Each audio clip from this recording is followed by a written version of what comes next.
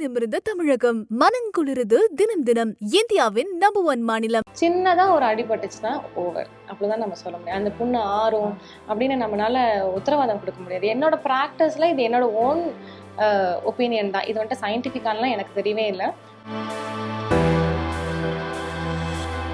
கண் பார்வை கொஞ்சம் மங்குதுன்னு சொல்லுவாங்க கடைசி ஸ்டேஜ்லலாம். நைட் நேரம் நிறைய யூரின் போய்கிட்டே இருப்பாங்க, ஸ்வெட் கொஞ்சம் ஜாஸ்தியாக இருக்கும், வாய் வறண்டு போகும், ஹேர் ஃபால் இருக்கும், வெயிட் லாஸ் இருக்கும்.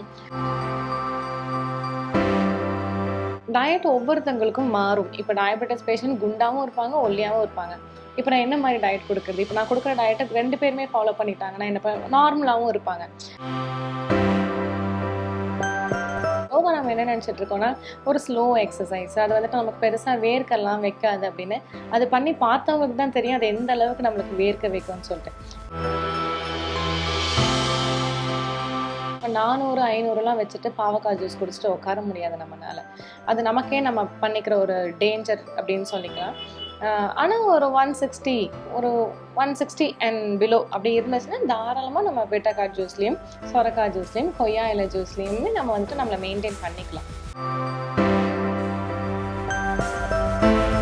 இன்சுலின் ரொம்ப ஜாஸ்தியாக செக்ரேட் ஆகும்போது, அந்த ஹார்மோன் ரொம்ப ஜாஸ்தியாக ஆகும்போது செல்ஸுக்குள்ளே போய் திணிக்கும். அப்போ செல்ஸ் வந்துட்டு என்னால் இவ்வளோ வேலை பண்ண முடியாதுன்னு சொல்லிட்டு இன்சுலின் திருப்பி அனுப்பிச்சிடும். செல்ஸ் வந்துட்டு எதுவுமே இழுத்துக்காது, அது பாட்டுக்கு டோரை க்ளோஸ் பண்ணி வச்சுருக்கும். ஸோ தேவையே இல்லாமல் நம்ம நாட்டுக்குள்ளே புகுத்தப்பட்ட ஒரு விஷயங்கிறது சர்க்கரை அப்படிங்கிறது. அதை நம்ம எதுக்கு எடுத்துக்கணும்? யாருமே வேணாம். டயபெட்டிஸ் மட்டும் இல்லை, எந்த ஒரு பேஷண்ட்டும் எடுத்துக்க வேணாம். மற்றபடி நார்மலாக தான் சொன்னேன், நார்மலான நேச்சுரல் சுகர் கண்டென்ட் வந்துட்டு ஃப்ரூட்ஸில் இருக்குது. ஃப்ரூட்ஸ்லேயே நீங்கள் எடுத்துக்கலாம்.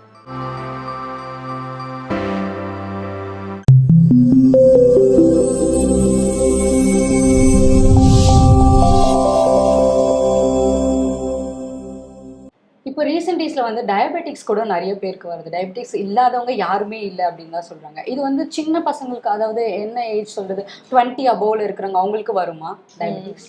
ஸோ 20 பிலோ 25 பிலோ இருக்கிறவங்களுக்கு there are 2 டைப்ஸ் சரிங்களா. டைப் 1 டைப் 2ங்கிறது. டைப் 1 வந்துட்டு நம்ம ஜெனட்டிக்காக வரும், அம்மா அப்பாலேருந்து வரலாம். இல்லைனா வந்துட்டு நம்ம ப்ரெக்னென்சி அப்போ ஏதாவது தைராய்ட் டேப்லெட்ஸ் எடுக்கிறனாலையோ, சொந்தத்திற்குள்ள கல்யாணம் பண்ணி 2வது பாப்பாவுக்கு வந்துட்டு டயபெட்டிஸ் வர்றது, இல்லைனா ரொம்ப அனீமிக்காக சின்ன வயசுலேருந்தே சோறே போடாமல் வளர்த்த ஒரு சிலவங்க, இல்லை கொஞ்சோண்டு சாப்பிட்டு நிறைய விளையாண்டு ஓவராக வேர்வையை வெளியே கொடுக்குறவங்கன்னு, ரொம்ப இம்யூனிட்டியே இல்லாமல் நல்ல உணவு சத்தான உணவே சாப்பிடணும், நிறையா காசஸ் இருக்குது டைப் 1க்கு.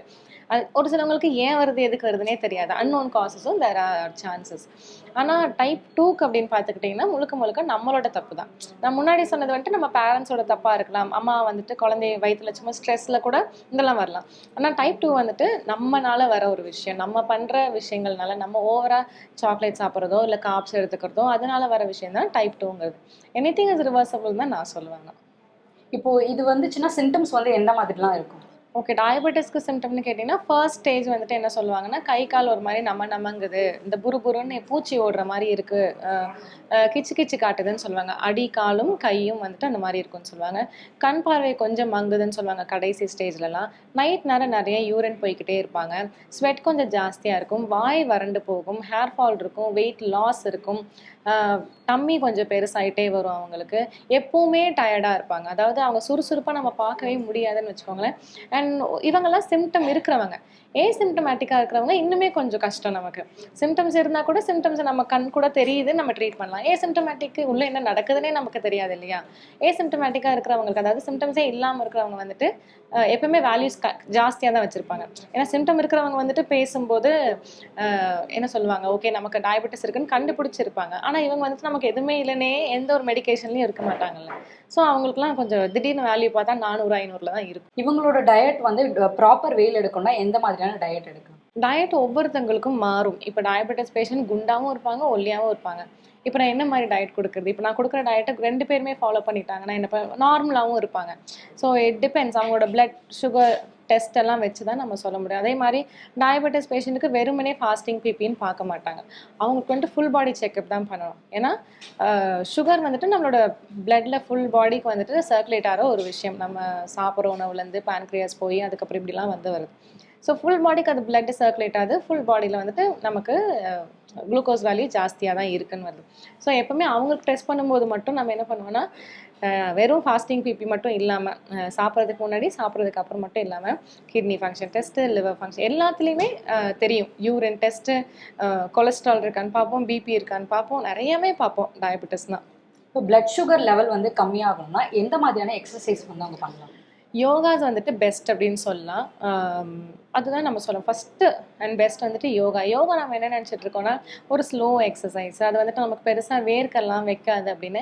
அது பண்ணி பார்த்தவங்களுக்கு தான் தெரியும் அது எந்த அளவுக்கு நம்மளுக்கு வேர்க்க வைக்கும்னு சொல்லிட்டு. இப்போ கையை மேலே தூக்கி ஒரு 10 டைம்ஸ் பொறுமையாக சுற்றிட்டு ஒரு 10 டைம்ஸ் வந்துட்டு பின்னாடி சுற்றினாலே கை வலிக்க ஆரம்பிச்சிடும். நம்ம வந்துட்டு அது ஸ்லோ அப்படின்னு நினச்சிட்டு இருக்கோம், ஆனால் பயங்கரமாக வேர்க்கும். ஒரு 4 ஆசனாஸ் சொல்லணும் ஃபார் டயபெட்டிஸ்னால். இங்கே தான் பேன்க்ரியாஸ் இருக்குது. பேன்க்ரியாஸ் தான் நம்மளுக்கு இன்சுலின் வந்துட்டுங்கிற ஹார்மோனை செக்ரீட் பண்ணுற ஒரு விஷயம். ஸோ அதை நம்ம கொஞ்சம் ஸ்டிமுலேட் பண்ணி விட்டோம்னா கொஞ்சம் கொஞ்சமாக டயபெட்டிஸ் கம்மியாகிறதுக்கு வாய்ப்புகள் இருக்கலாம். ஸோ அதுக்கு வந்துட்டு மண்டுகாசனான்னு ஒரு எக்ஸசைஸ் இருக்கும். நீங்கள் இதெல்லாம் கூகுளில் போட்டாலே தெரியும். மண்டுகாசனா பண்ணலாம். கேட் அண்ட் கேமல் போஸ் அப்படின்னு சொல்லுவாங்க, இல்லை கேட் அண்ட் கவ் போஸ் அப்படின்னு சொல்லுவாங்க. கோப்ரா போஸ் அப்படின்னு சொல்லிட்டு ஒன்று இருக்குது. வஜ்ராசனால சும்மா உட்கார்றது. இந்த 4மே டயபெட்டிஸ்க்கு ரொம்ப நல்லா கேட்கும்.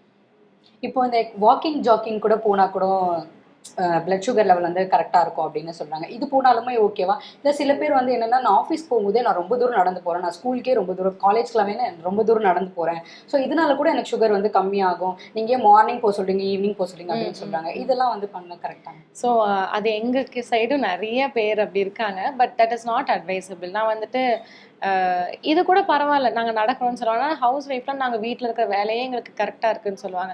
நம்ம என்ன தான் வந்துட்டு ஸ்கூலுக்கு நடந்து போகிறதோ காலேஜுக்கு நடந்து தொப்பரன்னு ஒன்று நினைய மாட்டோம். நம்ம வேர்க்காது. நம்ம டயபெட்டிஸ் பேஷண்ட்டுக்கு வேர்க்கணும் நல்லா. நீங்கள் காலையில் போகிற அந்த ஸ்ட்ரெச் இருக்குல்ல, ஒரு 1 hour இல்லைனா 45 minutes ஆஃப் வாக்கிங் வந்துட்டு 20 minutesக்கு மேலே தான் நம்மளோட காலில் இருக்க ப்ரெஷர் பாயிண்ட்ஸ்லாம் நல்லா அக்ரிவேட் ஆகி பிளட் சர்க்குலேஷன் மேலேயே வர ஆரம்பிக்கும். அப்போ 20வது நிமிஷத்துலேருந்து தான் கணக்கே 1 நிமிஷம் 2 நிமிஷம்னு சொல்லி நிறைய பேர் வந்துட்டு ½ an hour நான் போவேன். நான் சொன்னேன் ஒத்துக்கவே முடியாது. 45 minutes இல்லைனா 1 hour போங்க. அந்த 20 minutes கணக்கில் எடுத்துக்கவே முடியாது நம்ம. இது ஒன்று இருக்குது. கண்டிப்பாக வந்துட்டு இந்த வீட்டுக்கு போகிறது, இந்த ஊர் அந்த மாதிரிலாம் செட்டே ஆகாது. மார்னிங் வாக்கிங் போங்க. குட் சன், நல்லா சன் கூட கான்டாக்டில் வாக்கிங் போகணும். ஈவினிங் வந்துட்டு அந்த சன் செட் ஆகிறதுக்கு ஒரு 2 hours முன்னாடி நீங்கள் வாக்கிங் போகலாம். மற்ற மதியானத்தில் போகிறது it will train out your energy. உடம்புல இருக்கிற நார்மல் ஃப்ளூயிட்ஸையும் நார்மல் வாட்டர் கண்டென்ட் எல்லாத்தையுமே சன் இழுத்துக்கும். அதனால தேவையில்லாத ஒரு விஷயம் அது. டயபெட்டிஸ் பேஷண்ட்ஸ் வந்து மெடிசன் மட்டும் தான் எடுத்துக்கணுமா, இல்லைன்னா அந்த பிட்டர் கார்ட் ஜூஸ், அப்புறம் அந்த கொய்யாப்பழம் இலை இதெல்லாம் இதோட தண்ணிலாம் குடிச்சா கூட சரியாகும் அப்படின்னு சொல்றாங்க? Okay, it depends on the value they ஹேவ்னு நம்ம சொல்லலாம். சும்மா 400 500லாம் வச்சுட்டு பாவக்காய் ஜூஸ் குடிச்சிட்டு உட்கார முடியாது நம்மளால. அது நமக்கே நம்ம பண்ணிக்கிற ஒரு டேஞ்சர் அப்படின்னு சொல்லிக்கலாம். ஆனால் ஒரு 160 அண்ட் பிலோ அப்படி இருந்துச்சுன்னா தாராளமாக நம்ம பெட்டக்கார்ட் ஜூஸ்லேயும் சொரக்காய் ஜூஸ்லேயும் கொய்யா இலை ஜூஸ்லேயுமே நம்ம வந்துட்டு நம்மளை மெயின்டைன் பண்ணிக்கலாம். இப்போ வந்து இவங்களோட ஃபுட் வந்து இந்த ஃபுட் டயட் வந்து இவங்க கண்டிப்பாக ஃபாலோ பண்ணியே ஆகும் அப்படின்னா என்னெல்லாம் வந்து சாப்பிடலாம்? காப்ஸ் வந்துட்டு எடுக்கவே கூடாதுன்னு நம்ம சொல்ல முடியாது. காப்ஸ் கொஞ்சம் எடுத்தால் தான் நமக்கு ஒரு செக்ரேஷன், இன்சுலின் செக்ரேஷனும் இருக்கும், பைல் ஆசிட் செக்ரேஷனும் இருக்கும். சுத்தமாக 0 காப்ஸ் வந்துட்டு we can be like that. 0 காப்ஸுங்கிறது என்னென்னா வெறும் தண்ணி குடிச்சிட்டு உட்கார்றது. நம்ம எல்லாம் என்ன நினச்சிருப்போம், நம்ம வந்துட்டு இந்த அரிசி உணவுலாம் நிறுத்திட்டோம்னா நமக்கு 0 காப்ஸ் ஆகிடும். அப்படிலாம் இல்லவே இல்லை. ஃப்ரூட்ஸ்லேயும் கார்போஹைட்ரேட்ஸ் இருக்குது, வெஜிடபிள்ஸ்லேயும் இருக்குது அப்படின்னு சொல்லுவேன். ஸோ ஒரு சிம்பிள் காப்ஸ் மாதிரி எடுக்கணும். there are 2 types, simple and complex மாதிரி. காம்ப்ளெக்ஸ் எல்லாத்தையுமே நீங்கள் ஸ்டாப் பண்ணிவிட்டு சிம்பிள் காப்ஸ் மாதிரி like fruits and vegetables, sprouts, milk, paneer இந்த மாதிரியோட நார்மலான காப்ஸ் எடுத்துக்கிறது தட் வில் ஹெல்ப் தெம் கண்டிப்பாக. ஏன்னா அவங்களோட எனர்ஜி லெவல்ஸும் பேலன்ஸ் ஆகணும். நம்ம உடம்புக்கு எனர்ஜி கொடுக்குற ஒரு விஷயம் வந்துட்டு கார்போஹைட்ரேட்ஸ் தான். ஸோ அவங்க நார்மலாகவே டயர்ட் ஆவாங்க. ஸோ கொஞ்சோண்டு காப்ஸ் எடுத்துக்கிறது இட் இஸ் ஃபைன் அவங்களுக்கு. அண்ட் பாவக்காய் ஜூஸ் வந்துட்டு ஒரு வாரத்துக்கு 2 நாளாவது தாராளமாக அவங்க எடுக்கலாம். பாவக்காய் வந்துட்டு ஏன் நாங்கள் சித்தால எப்படி சொல்லுவோம்னா பாகு ப்ளஸ் இல் ப்ளஸ் காய் அப்படின்னு சொல்லுவோம். இனிப்பே இல்லாத காய் வந்துட்டு பாவக்காய் அப்படின்னு சொல்லுவாங்க. இன்சுலின் ரொம்ப ஜாஸ்தியாக செக்ரேட் ஆகும்போது, அந்த ஹார்மோன் ரொம்ப ஜாஸ்தியாக ஆகும்போது செல்ஸுக்குள்ளே போய் திணிக்கும். அப்போ செல்ஸ் வந்துட்டு என்னால் இவ்வளோ வேலை பண்ண முடியாதுன்னு சொல்லிட்டு இன்சுலின் திருப்பி அனுப்பிச்சிடும். செல்ஸ் வந்துட்டு எதுவுமே இழுத்துக்காது, அது பாட்டுக்கு டோரை க்ளோஸ் பண்ணி வச்சுருக்கும். அப்போ நம்ம ஒரு உணவாக சாப்பிடும்போது அது டேரெக்டாக வந்துட்டு பிளட்டுக்கு போகிறதுனால நம்ம பாவக்காய் வந்துட்டு எடுத்துக்கலாம். இன்சுலின் வந்துட்டு தானாகவே டேரெக்டாக பிளட்டுக்கு போகிறதுக்கு. ஸோ பாவக்காய் வந்துட்டு ஒரு நல்ல ஒரு ஆப்ஷன். வீக்லி 2 ஜூஸாக குடிக்கிறதும் இல்லை 3 பொரியலாக எடுத்துக்கிறதும் நல்ல விஷயந்தான். சொரக்காய் ஜூஸும் அதே மாதிரி தான். சொரக்காவும் நல்லா குடிக்கலாம். காலையில் இந்த வாக்கிங் போகிறதுக்கு முன்னாடி சொரக்காய் ஜூஸ் போட்டு வடிகட்டி கொஞ்சோண்டு சால்ட் பெப்பர் போட்டு குடிச்சிட்டு கிளம்பிக்கலாம். மற்றபடி இப்போது நெய் சாப்பிட்லாம் தாராளமாக. நான் சொன்னேன்ல, நெய்யும் கொஞ்சம் காப்ஸ் இருக்குது அதில். நெய் ஒரு 4 ஸ்பூன் உருக்கி, இல்லைனா தேங்காய் எண்ணெய் நான் வந்துட்டு ஒரு 4 ஸ்பூன் சாப்பிட்டு வார்ம் வாட்டர் குடிச்சிட்டு வாக்கிங் போகலாம். கண்டிப்பாக இதெல்லாம் வந்துட்டு அவங்களுக்கு செட் ஆகும். மற்றபடி நான் மெடிசன்ஸ்ன்னு சொல்லணும்னா each and every person has different. நம்ம ஓரிதழ் தாமரை சூர்ணம் சொல்லலாம், மதுமேக சூர்ணம் சொல்லலாம், இந்த மாதிரி நிறைய சொல்லலாம். ஆனால் எல்லாருமே இதை எடுத்துக்க முடியுமான்னு நம்ம சொல்ல முடியாது. இட் வில் டேக் கொஞ்சம் தனித்தனியாக தான் சொல்லணும் அதை. டயபெட்டிஸ் பேஷண்ட் வந்து சுகர் எடுத்துக்கலாமா? அது கொஞ்சமாவது ஆட் பண்ணிக்கலாமா அவங்களோட லைஃப்ல? என்ன கேட்டிங்கன்னா நான் நோ தான் சொல்லுவேன். அதாவது நேச்சுரல் சுகர்ஸ் இஸ் ஃபைன். ஆனால் இந்த ஆர்டிஃபிஷியல் அதுவும் ஒயிட் பாய்சன் டயபெட்டிஸ் பேஷண்ட் மட்டும் இல்லை, யாருமே எடுத்துக்கக்கூடாது. அதாவது சுகர்னே எனக்கு வர மாட்டேங்குது, அது ஒயிட் பாய்சன் தான். அது எதுக்கு நம்ம எடுக்கிறோம்? கொஞ்சம் கூட நம்ம உடம்புக்கு நல்ல விஷயம் பண்ணாத ஒரு உணவு வந்துட்டு ஒயிட் சுகர் மட்டும்தான். அது ஏன் உருவாக்குனாங்க?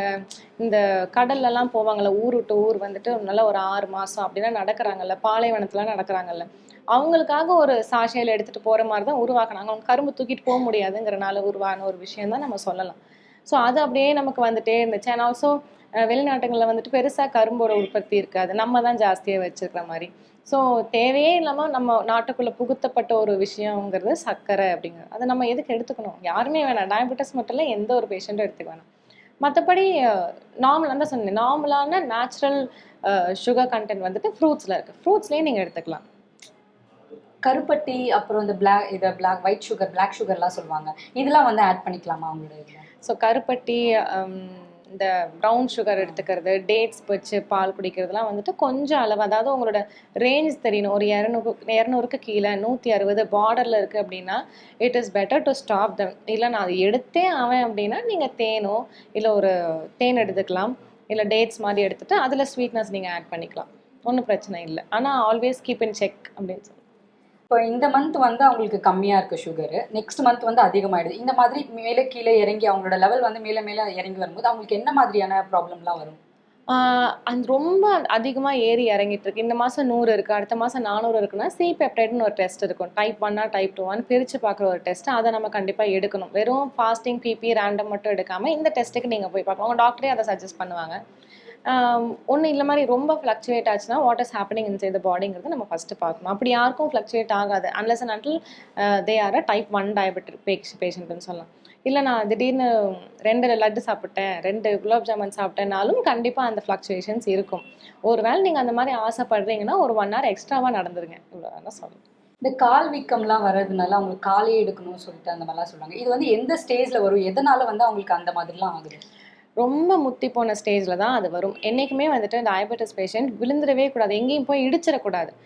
நான் எப்போவுமே இந்த பெரியவங்க வந்தாலும் சரி, டயபெட்டிஸ் இருந்தாலும் சரி, பொறுமையாக இருந்துறீங்க, பொறுமையாக போங்க, உட்காருங்க அப்படின்னு ரொம்ப, அதாவது அவங்களுக்கு அடிப்படாமல் பார்த்துக்கிறதுக்கு என்னென்ன பண்ண முடியுமோ எல்லாத்தையும் பண்ணலாம்.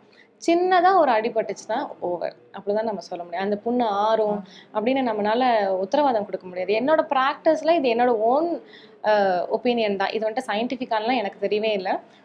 நம்ம உடம்புல வந்துட்டு எக்ஸஸ் சுகர் வந்துட்டு நம்ம உடம்புலேருந்து வெளியே வர ஃப்ளூயிட்ஸில் தான் வரும், லிக்விடில் வரும் அப்படின்னு நான் நானே யோசிச்சுப்பேன்.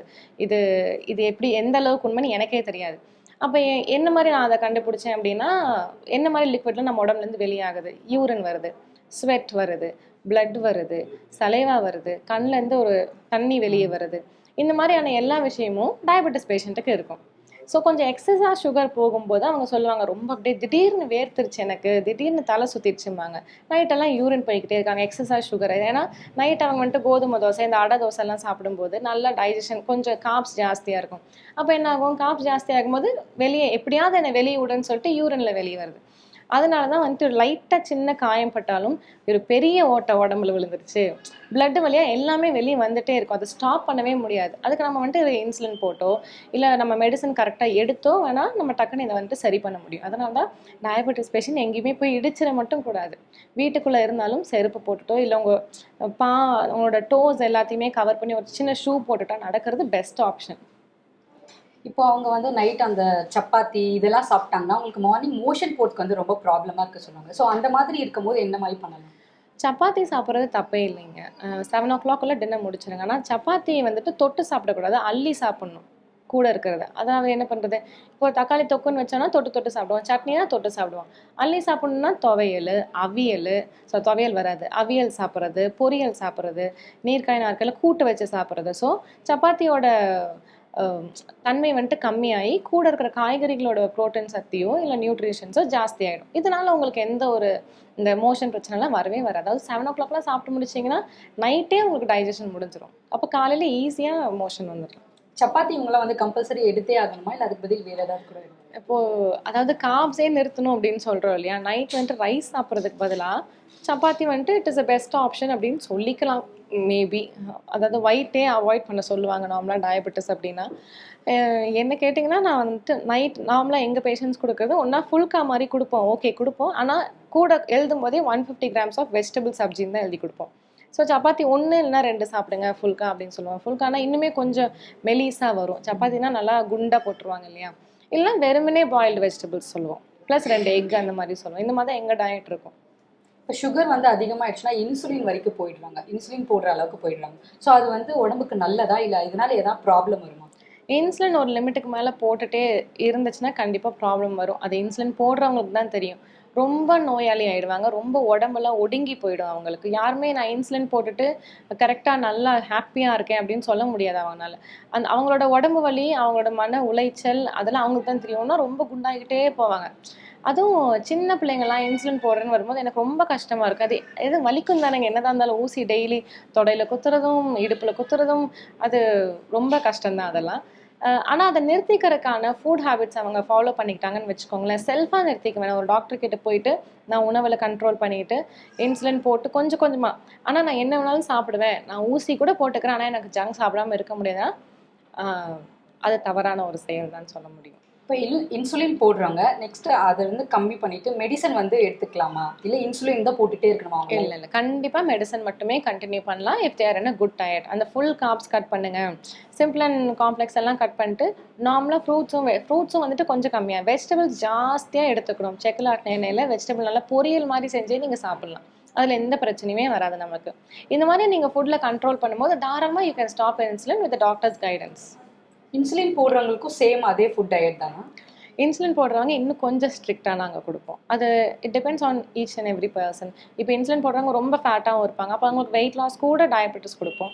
இவங்க ரொம்ப ஒல்லியாக இருக்கிறாங்கன்னா அவங்களுக்கு உடம்பையும் ஏற்றணும். உடம்பு ஏற்றுறதுக்கு ஒரே வழி நமக்கு வந்துட்டு ஃபஸ்ட்டு வழி வந்துட்டு ஸ்வீட் கொடுத்தே ஆகணும். ஆனால் அவங்க டயபெட்டிஸ் ஸ்வீட் கொடுக்க முடியாது. ஸோ கொஞ்சம் கஷ்டப்பட்டு டயட் கொடுத்து அனுப்பிச்சிருவோம். ஆனால் இப்போ சுகர்லாம் அவங்களுக்கு வந்துடுச்சு, இப்போ அகைன் வந்து அவங்களால நார்மலுக்கு வர முடியுமா, இல்லை சுகர் தான் அவங்க லைஃப் வரைக்கும், அவங்க லைஃப் லாங் வரைக்கும் சுகர்லேயே தான் இருப்பாங்க? டயபெட்டிஸ் இஸ் கம்ப்ளீட்லி ரிவர்சபிள், அது நம்ம தெரிஞ்சுக்கணும். அது வந்துட்டு சரியாகாத ஒரு நோயின்னு வந்துட்டு வெளிநாட்டுக்காரன் சொல்லுவான். ஏன்னா அவங்ககிட்ட சோர்ஸே இல்லை, they have only pills, insulin, antibiotics, steroids, இது மட்டும் தான் அவங்க கிட்ட இருக்குது. ஆனால் நம்ம நாட்டில் அப்படி இல்லவே இல்லை.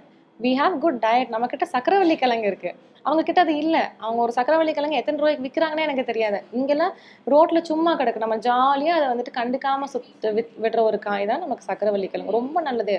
சக்கரவள்ளி கிழங்கு பார்த்தீங்கனாலே பான்க்ரியாஸ் மாதிரியே இருக்கும். அது இன்சுலின் அந்த அளவுக்கு நமக்கு ரெகுலேட் பண்ணி கொடுக்கும். ஸோ நம்மக்கிட்ட எல்லா சோர்ஸும் இருக்குது. ஸோ தாராளமாக நம்மளால ரிவர்ஸ் பண்ண முடியும். தலை நிமிர்ந்த தமிழகம், மனங்குளிருது தினம் தினம். இந்தியாவின் நம்பர் 1 மாநிலமாக தமிழகம் உயர்ந்து சிம்மனடி போடுகிறது.